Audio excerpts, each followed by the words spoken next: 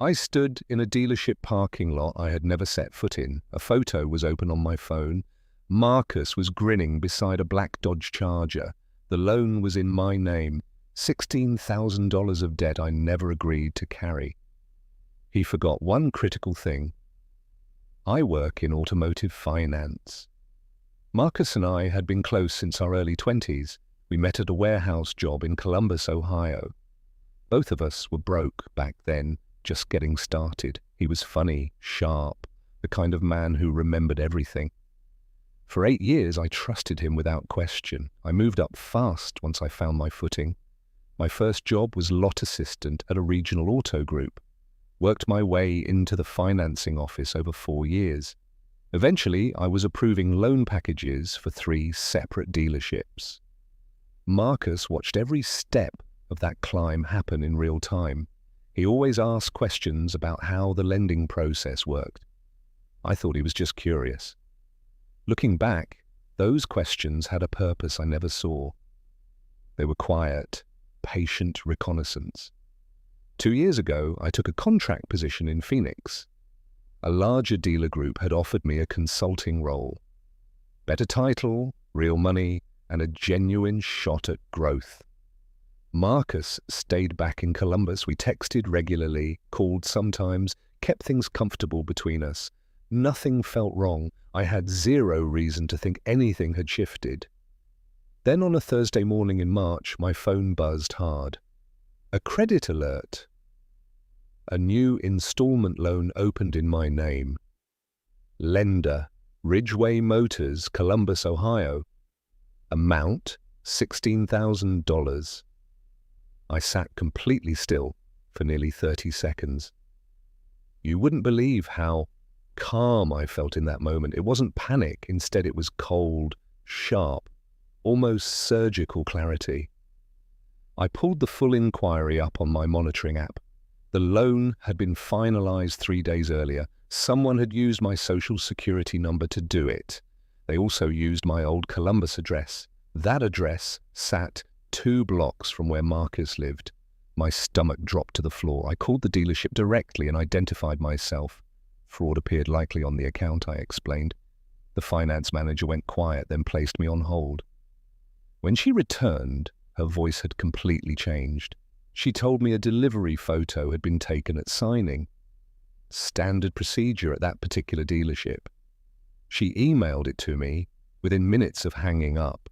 There was Marcus. Marcus stood beside a black Dodge Charger and held the keys. He smiled like he had just won something real and lasting. A forged copy of my driver's license made the sale possible. Fabricated pay stubs showed my Phoenix salary, my exact salary. The number I had mentioned right after my raise came through. He had been listening carefully to everything. I didn't call him. Marcus received no text. Next, I gave him no warning at all. I contacted the dealership's fraud department first.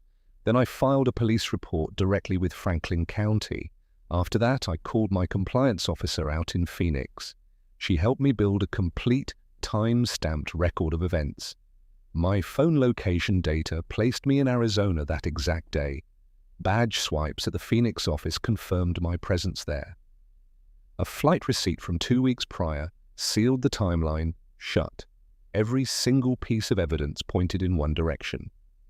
The investigation moved slowly, the way these things always do. Detectives asked Marcus to come in voluntarily for questioning. He told them I had given him permission. That permission supposedly covered a $16,000 loan in my name. I had known absolutely nothing about that loan. Meanwhile, I stayed in Phoenix and kept my head down. The contract was extended by another 8 months without issue. Then the dealer group offered me a full director role. I accepted without a moment's hesitation and never looked back. Back in Columbus, Marcus's story came apart at every seam. The forged pay stubs didn't match my employer's payroll records. Next, the loan signature failed a standard handwriting comparison test. Ridgeway Motors cooperated fully. They had been defrauded too. Marcus was charged with identity fraud and document forgery. He pleaded guilty to a reduced charge after months of proceedings. 3 years of probation followed, along with a formal restitution order. The charger was repossessed before he made a single payment. Meanwhile, the fraudulent account was removed from my credit report entirely. My score recovered faster than anyone at the bureau expected. 14 months after leaving Columbus, I returned for a weekend. A colleague's retirement dinner brought me back downtown. Walking into the restaurant, I passed Marcus on the sidewalk outside. He saw me before I saw him.